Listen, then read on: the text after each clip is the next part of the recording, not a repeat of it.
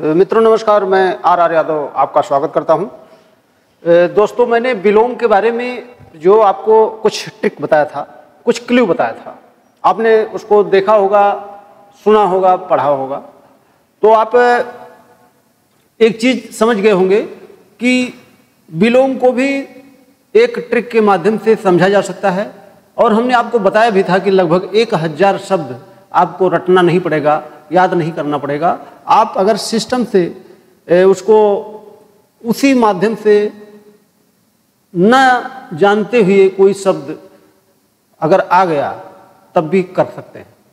तो उसमें से भी कुछ ऐसे शब्द हैं कि जो मैंने बताया है कि लोक सेवा आयोग बराबर पूछता ही रहता है।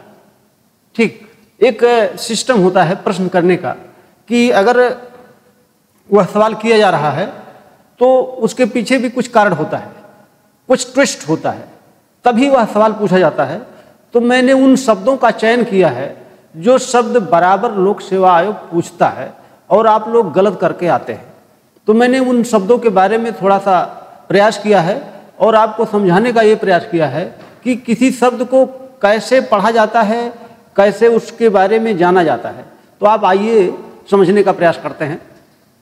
तो देखिए, मैंने यहाँ पर लिखा है शब्द और फिर यहाँ पर लिखा है विलोम। ठीक, मैंने आपको परिभाषा बता दिया था कि किसी शब्द का विपरीत अर्थ देने वाला शब्द विलोम कहलाता है। ये इसकी सामान्य परिभाषा है। तो इसमें देखिए, जो लोक सेवा आयोग पूछता है कि ये सवाल बहुत पूछे जाते हैं, अंतर्मुखी का विलोम बताइए, तो आप बताते हैं बहिर्मुखी। ठीक, फिर पूछता है आविर्भाव, फिर इसका विलोम लिखा गया है तिरोभाव।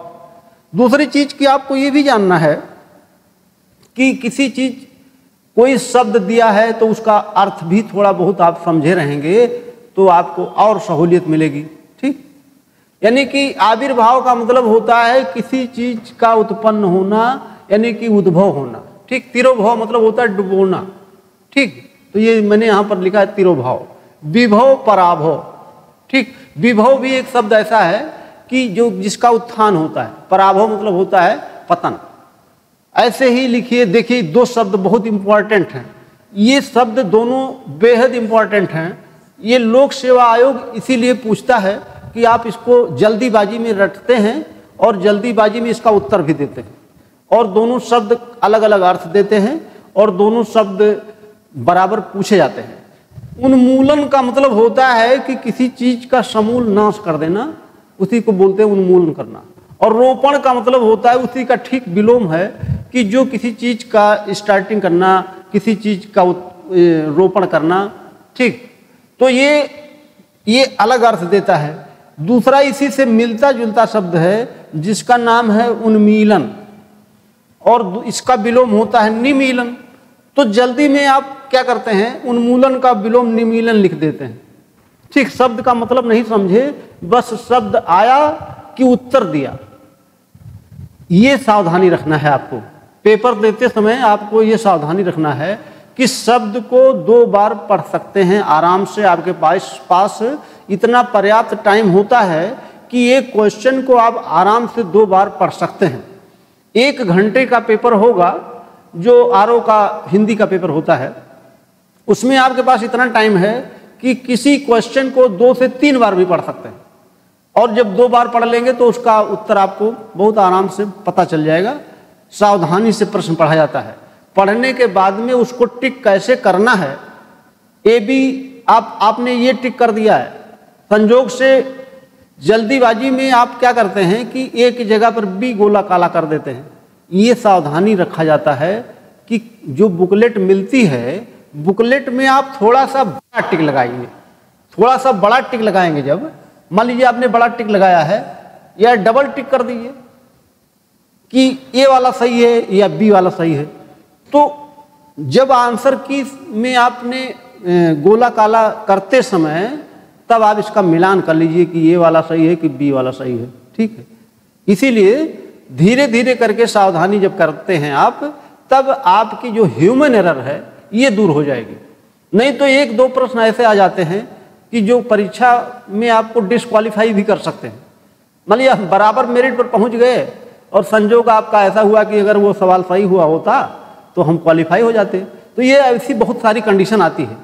ऐसा हमारे साथ भी हुआ है, तब मैं आपको ये अनुभव बता रहा हूँ।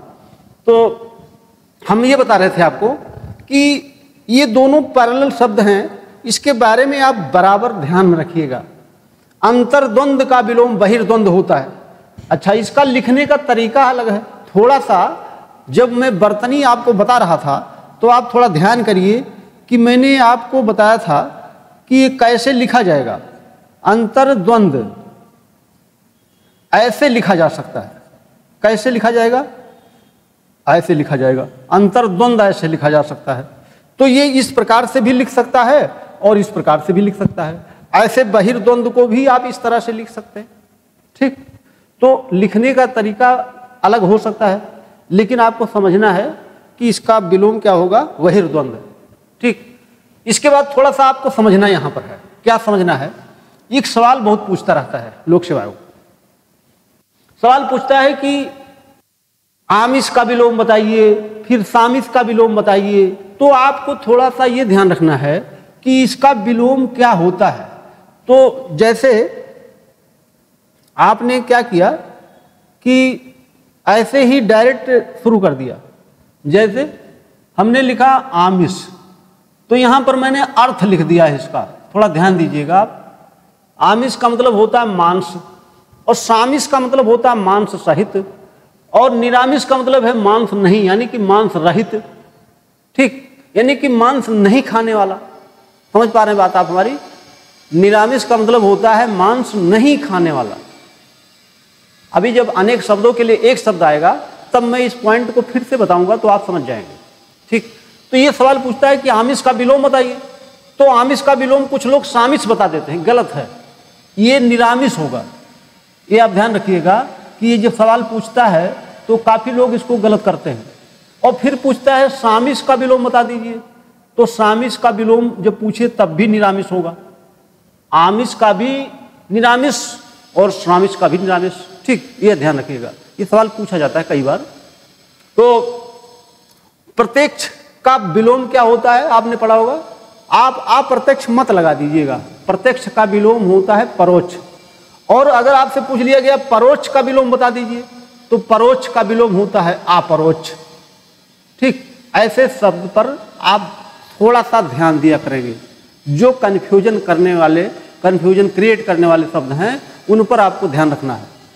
आकीर्ण का विलोम विकीर्ण होता है। ये सवाल कई बार पूछा गया है। अतिवृष्टि का अनावृष्टि, आलोक का विलोम अंधकार, यहां से सवाल खूब पूछा जाता है।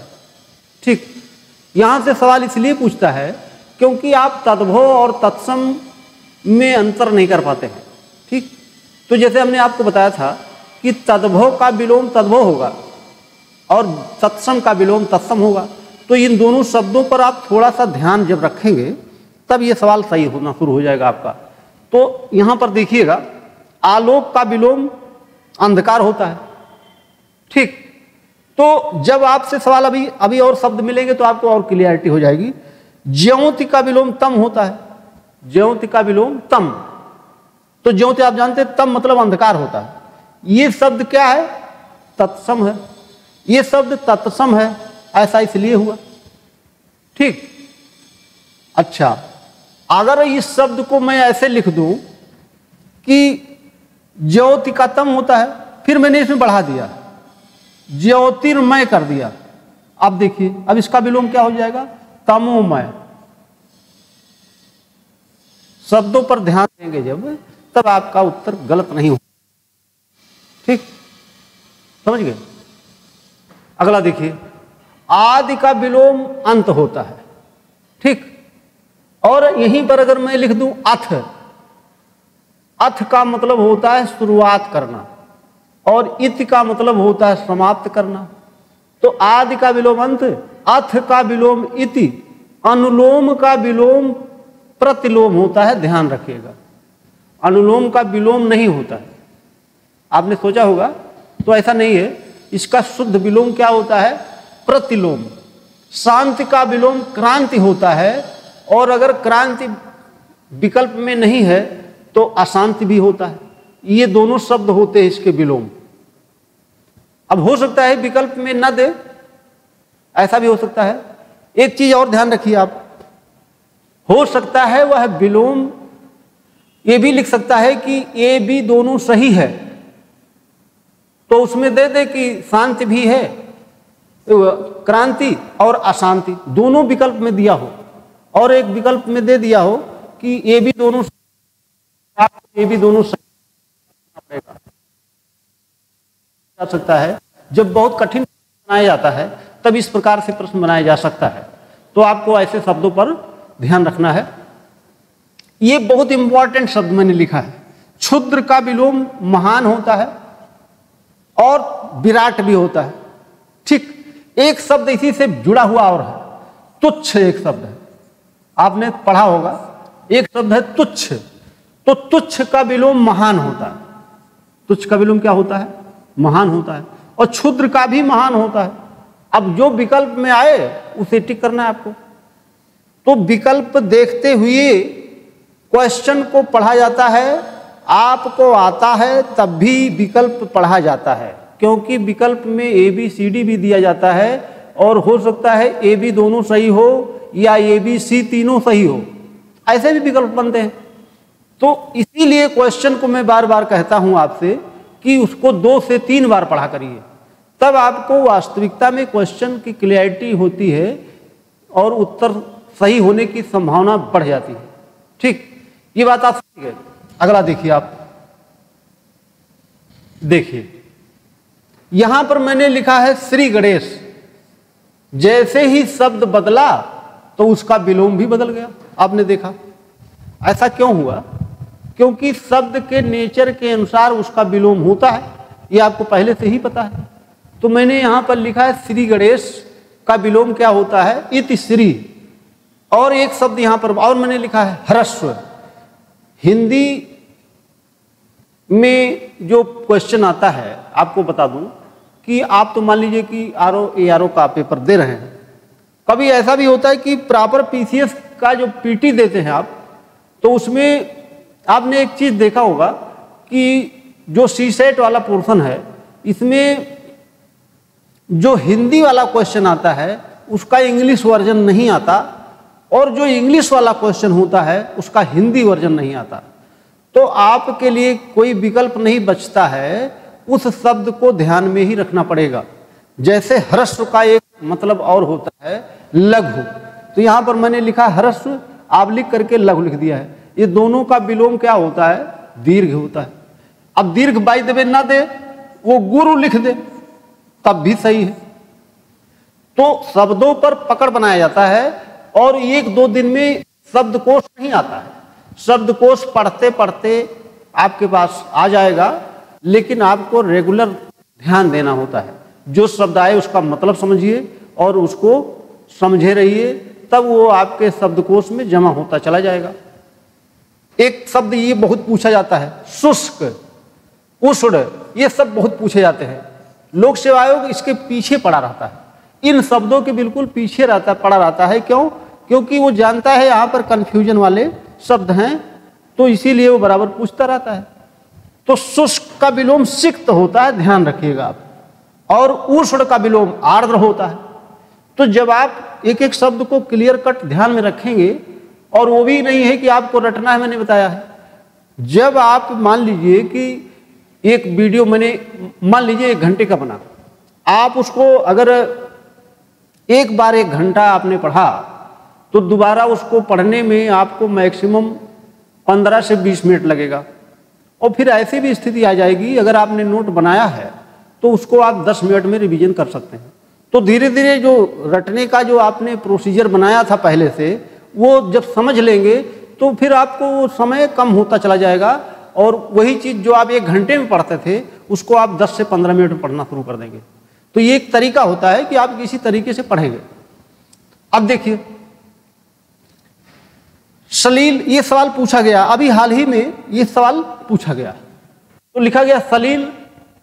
सलील मतलब सभ्य होता है, और उसके बाद में अश्लील होता है। अब अश्लील मतलब आप समझते ही, ठीक। क्षणिक, ये सवाल खूब पूछा जाता है, ये भी सवाल बहुत पूछा गया। क्षणिक का क्या होता है? शाश्वत होता है, ठीक। अब यहां पर हो सकता है कि वो नस्वर भी लिख दे, नश्वर का भी शाश्वत होता है या अनश्वर भी लिख सकता है वो।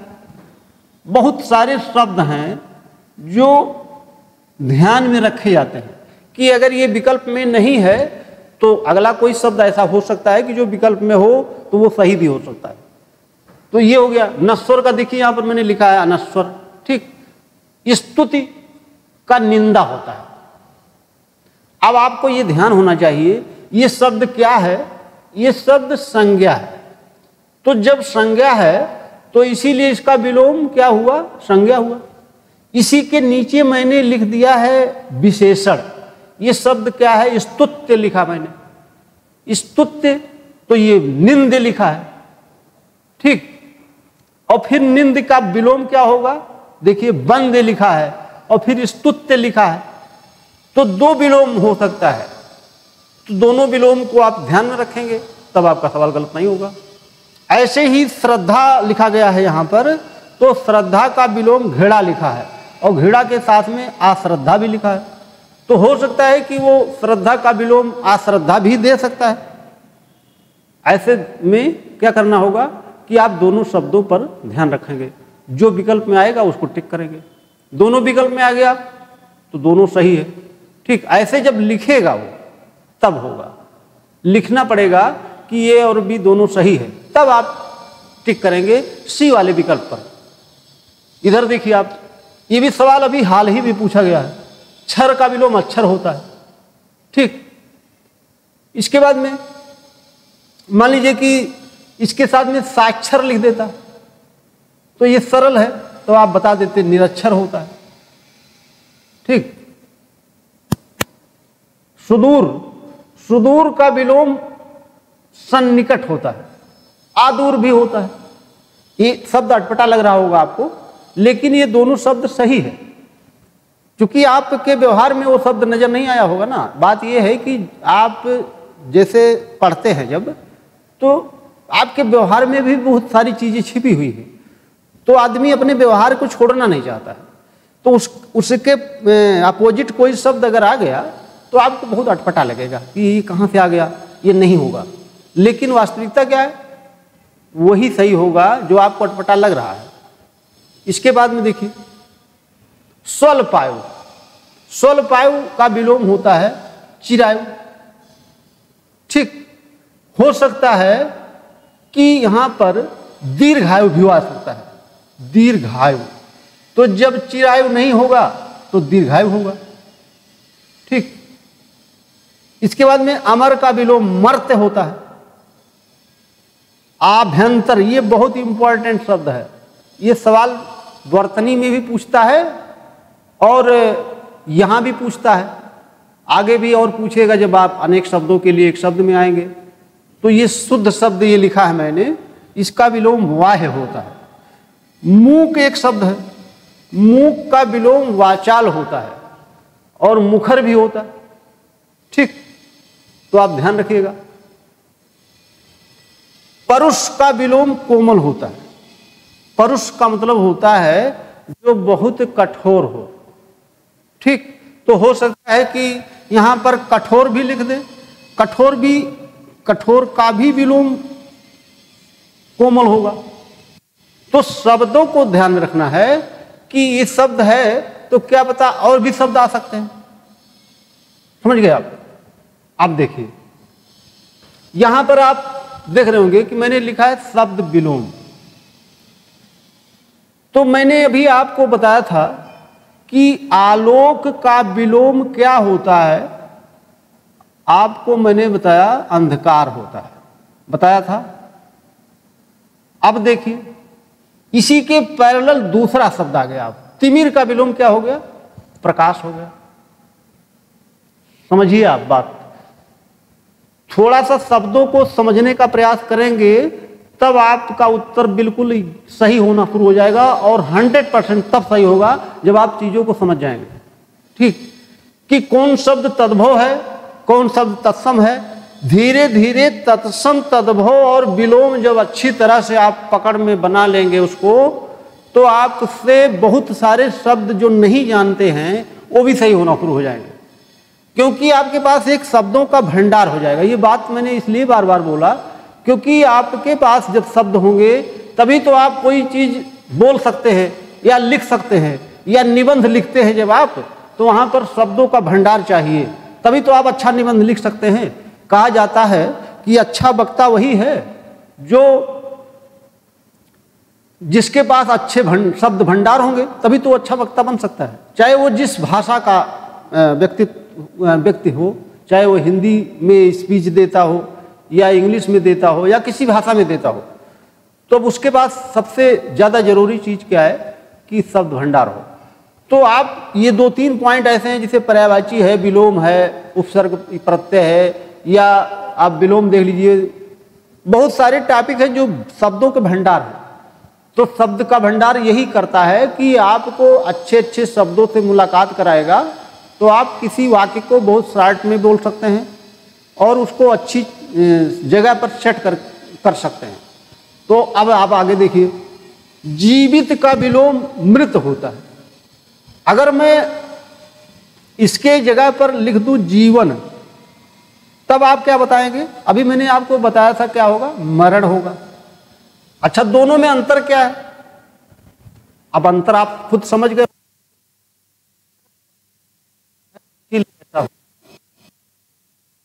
ये शब्द तद्भव है, अब आप समझ पाए।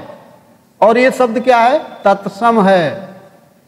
तो जब आप धीरे धीरे करके समझेंगे तब समझ जाएंगे। नैसर्गिक का विलोम कृत्रिम होता है और अनैसर्गिक भी होता है। तो जो विकल्प में आए उसे टिक करेंगे आप। देखिए, फिर कृत्रिम का विलोम प्राकृतिक होगा और प्रकृत भी होता है। देखिए, ये शब्द आपको कुछ अटपटा लग रहा होगा क्योंकि आप इस शब्द को जल्दी नहीं पढ़े होंगे। तो जो शब्द आपको अटपटा लगता है तो उस पर विशेष ध्यान दीजिए, और वो सही है अगर तब, तो अगर सही है तो आपको पढ़ना पड़ेगा। तो प्राचीन का विलोम अर्वाचीन होता है। देखिए, ये बहुत ही इंपॉर्टेंट शब्द है। प्राचीन का विलोम अर्वाचीन होता है। अगर अर्वाचीन विकल्प में नहीं है तब नवीन लगाएंगे आप, समझ रहे हैं ना। लेकिन 90% क्वेश्चन यहीं से ही पूछा गया है कि प्राचीन का विलोम क्या होता है, तब वो नवीन विकल्प में नहीं देगा, तो सीधा वो अर्वाचीन देगा। बात समझ गए ना। अगला देखिए, अब प्राकृतिक है, तो प्राकृतिक का विलोम विकृत भी होता है, अप्राकृतिक होता है और कृत्रिम भी होता है। 3 शब्द दिए गए हैं इसके, ठीक है। तो जो विकल्प में आए वो आप टिक करेंगे। अच्छा, ये भी मैंने बताया है आपको कि बाय द वे वो लिख दे उपर्युक्त तीनों, तो 3 में चौथा विकल्प बना दे उपर्युक्त तीनों, उपर्युक्त तीनों सही हो जाएगा। इसीलिए तो मैंने कहा आपसे कि प्रश्न को ध्यान से उसके विकल्प को पढ़ना है। आपको आता है, बड़ी बात नहीं है। और ये मैंने क्लास के शुरुआत में ही बता दिया था कि ये एग्जाम मात्र आपके ज्ञान की परीक्षा नहीं कराता, ये आपके धैर्य की, ये आपके विचार की भी परीक्षा कराता है कि आप किस व्यक्तित्व के हैं। आप हमारे मशीनरी में या हमारे तंत्र में फिट बैठते हैं कि नहीं बैठते। तो ये परीक्षा केवल आपके ज्ञान विज्ञान की नहीं होती है, ठीक। तो ये ध्यान रखिएगा आप। अगला देखिए, पूर्व का विलोम उत्तर भी होता है, अपर भी होता है और पश्चिम भी होता है, ठीक। देखिए, दिशा के रूप में, ये दिशा के रूप में है पश्चिम। पूर्व का विलोम क्या होता है? पश्चिम। और ये समय के दृष्टिकोण से होता है। पूर्व मतलब पहले और उत्तर मतलब बाद में, ठीक। अपर पद, अपर जो शब्द आप देख रहे हैं ये पद होता है। आपने देखा होगा अपर पीसीएस, ठीक, लिखा जाता है ना, अपर जिलाधिकारी। ये ऐसे शब्द हैं जो पद को डिनोट करते हैं, ठीक। तो सबके अलग अलग अर्थ हैं। दक्षिण का विलोम वाम भी होता है और दिशा के रूप में अगर बात करेंगे तो उत्तर होता है। दक्षिण का विलोम वाम। दक्षिण का मतलब है, आप देखिएगा कि दाहिना होता है, और वाम का मतलब बायां। और दिशा के दृष्टिकोण से दक्षिण दिशा है तो इसका विलोम उत्तर होगा, आप जानते हैं। तामसिक का विलोम सात्विक होता है, आप विधिवत जानते हैं। दुर्बल और निर्बल का विलोम सबल होता है। प्रधान लिखा हो चाहे मुख्य लिखा हो, इसका विलोम गौड़ होता है। ठीक। पूर्ववर्ती का विलोम परवर्ती होता है और उत्तरवर्ती होता है। तो जो विकल्प में आएगा उसको आप लिखेंगे। अंत, एक शब्द क्या है? अंत। अंत का विलोम अनंत होता है। अगर अनंत आपसे पूछ लिया जाए तो इसका विलोम क्या होगा, तो आप बताएंगे शांत। अब आप मतलब समझ लीजिए।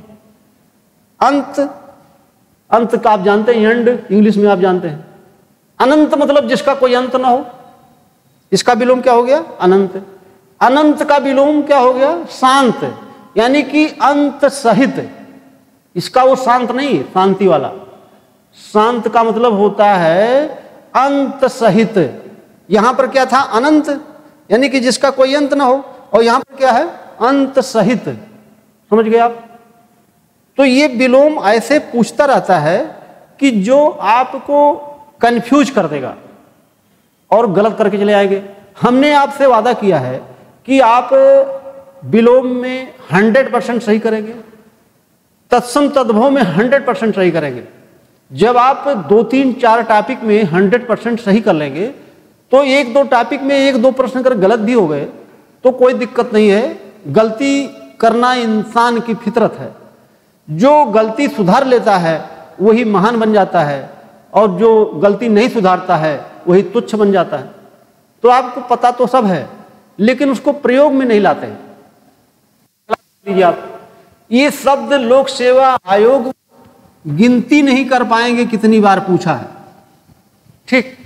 केवल यारो में ही नहीं, वनडे एग्जाम से लेकर के IAS तक के एग्जाम में सवाल ये पूछा जाता है। उसका कारण क्या है कि आप सही शब्द उसका दूसरा प्रयोग करते रहते हैं, सही शब्द का प्रयोग नहीं करते हैं। तो इसीलिए आयोग जानता है कि आप व्यवहार में यही शब्द प्रयोग करेंगे तो वही शब्द पूछेगा। वो रचना लिखे चाहे निर्माण लिखे, तो रचना का विलोम ध्वंस भी हो सकता है और विनाश भी हो सकता है। ऐसे ही निर्माण का विलोम ध्वंस भी हो सकता है और विनाश भी हो सकता है। ठीक है। तो उन शब्दों पर आप देखिए, मैं बहुत सरल शब्द नहीं नोट करता, और मैं आपको बता दूं कि अगर आप मेरा पेपर, मैं पेपर बना दूं 60 प्रश्नों का, ARO का, उसमें से अगर आपने 45 प्रश्न सही कर लिया है तो मैं ये दावे के साथ कह सकता हूं कि आप उसमें 100% क्वेश्चन सही कर ले जाएंगे। किसमें? लोक सेवा आयोग के पेपर में। क्योंकि वो पेपर का लेवल हमको पता है कि किस प्रकार से क्वेश्चन किए जाता है, तो उसी प्रकार से मैं पेपर बनाता हूं। उससे कठिन ही प्रश्न होता है, इसलिए हमारे पेपर को लोग 45-42 सवाल करके बैठ जाते हैं। बहुत अच्छे स्टूडेंट की बात कर रहा हूं। ठीक। तो इधर देखिए आप, मुख का विलोम पृष्ठ भी होता है और प्रतिमुख भी होता है। क्योंकि इस पर चर्चा मैं कर चुका हूं आपसे कि शरीर का कोई अंग अगर है और उसका विलोम पूछा गया तो शरीर का ही कोई अंग उसका विलोम होगा। ठीक। राजतंत्र का विलोम जनतंत्र होता है, ध्यान रखिएगा, ये बहुत इंपॉर्टेंट शब्द है। ठीक। तो यहां पर वो कुछ भी लिख देता है, गणतंत्र लिखेगा और राजतंत्र लिख देगा, कुछ भी लिख देगा, ऐसा उल्टा पल्टा लिख देगा कि आप कंफ्यूज हो जाएंगे। विकल्प में रहेगा ऐसा, तो उसको विशेष ध्यान रखना है। जो कंफ्यूजन वाले शब्द हैं, ताप का विलोम शीत होता है। ठीक। तुच्छ का विलोम फिर देखिए मैंने यहां पर लिख दिया है क्या? महान, जिसकी चर्चा मैं कई बार कर चुका। सरल का विलोम कुटिल भी होता है, कठिन भी होता है और वक्र भी होता है। 3 विलोम इसके होते हैं। सरल का विलोम क्या होता है? कुटिल भी होगा, कठिन भी होगा, वक्र भी होगा। सरल के जगह पर वो क्या लिख सकता है, ऋजु भी लिख सकता है। ऋजु का विलोम वक्र होगा, तब ऐसी कंडीशन में क्या होगा, ऋजु का विलोम वक्र होगा, शुद्ध विलोम उसका हो जाएगा। तब समझ गए आप। चिरंतन का विलोम नस्वर भी होता है, ठीक, तो आप ध्यान रखिएगा। और यहां पर एक शब्द और भी लिख सकता है कि हाँ ठीक है, सही है आपका उत्तर, चिरंतन का विलोम नस्वर होता है। ये शाश्वत भी लिख सकते हैं। यहां पर एक शब्द और मैं लिख दे रहा हूं, शाश्वत। ये मैं शब्द बता चुका हूं आपको, लेकिन दोबारा बता दिया, ठीक। अब देखिए, कुछ ऐसे शब्द पूछता है लोक सेवा आयोग कि जिसका अर्थ जानना जरूरी होता है। अर्थ जानने का मतलब होता है कि जब तक आप उसका अर्थ नहीं जानेंगे तब तक उसका विलोम ही नहीं बता पाएंगे, क्योंकि आप उसका विलोम गलत तरीके से लगा लेते हैं। जैसे इसका अर्थ आप जानिए पहले। एक शब्द है अज्ञ, एक शब्द है विज्ञ, एक शब्द है अनभिज्ञ, और एक शब्द है अभिज्ञ, एक शब्द है प्रज्ञ, और एक शब्द है भिज्ञ। बहुत सारे शब्द हैं ऐसे टाइप के जो आप इसका अर्थ नहीं जानते हैं और क्या करते हैं, गलत करते रहते हैं। और यहां से निश्चित रूप से सवाल पूछता रहता है, निश्चित रूप से। तो क्या करेंगे, इसका अर्थ जानना चाहेंगे, अर्थ जानना चाहेंगे तो आप अर्थ जान लीजिए। अज्ञ का मतलब होता है कि न जानने वाला, यानी कि अज्ञानी, न जानने वाला। तो आप इसके मतलब पहले समझिए, तो इसका विलोम आप जान जाएंगे। विज्ञ, विज्ञ का मतलब होता है जानने वाला, जानने वाला लिख दीजिए। अनभिज्ञ का मतलब न जानने वाला। ऐसे आप, अभिज्ञ का मतलब होता है जानने वाला। जब इन शब्दों का मतलब आप समझ पाएंगे तभी इसका एग्जैक्ट उत्तर देंगे। यानी कि बुद्धिमान, बुद्धिमान का मतलब होता है जानने वाला, और भिज्ञ का मतलब है जानने वाला, ये भी जानने वाला है। अब देखिए सवाल पूछता है, कहता है कि कभी अज्ञ का विलोम पूछेगा, तो कभी विज्ञ का पूछेगा, तो कभी अनभिज्ञ का पूछेगा, तो अभिज्ञ का पूछेगा, ऐसे बराबर पूछता रहता वो। इन्हीं शब्दों में खेलता रहता है और आप क्या करते हैं, उसी के साथ में खेलते रहते हैं, आप भी घूमते रहते हैं।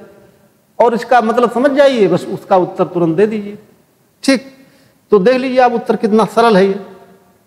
जैसे लिखेगा अज्ञ,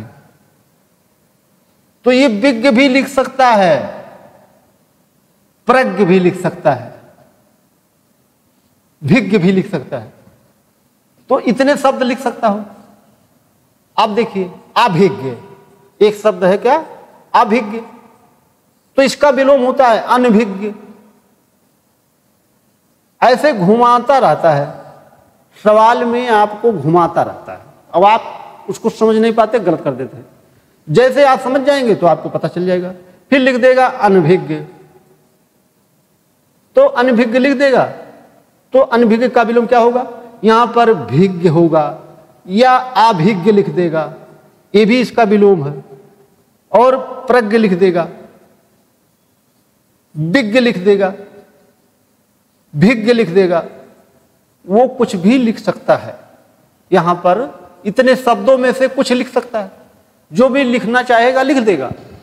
और आप रटते हैं, उसको समझने का प्रयास नहीं करते हैं। तो मैंने कहा है थोड़ा सा रुक करके समझने का प्रयास करिए, जब समझ जाएंगे तो ये बहुत ही सरल हो जाएगा, ठीक। तो आपको पता चला कुछ कि विलोम, कुछ समझ में आया आपको? समझ में नहीं आया होगा तो आप नोट बनाइएगा, नोट बना करके लिखिएगा, लिख करके एक 10 मिनट 15 मिनट उसका रिवीजन करिएगा। अगर आपके समझ में तब भी नहीं आया तो और नोट ले लीजिएगा, और नोट यहां से मिल जाएगा आपको।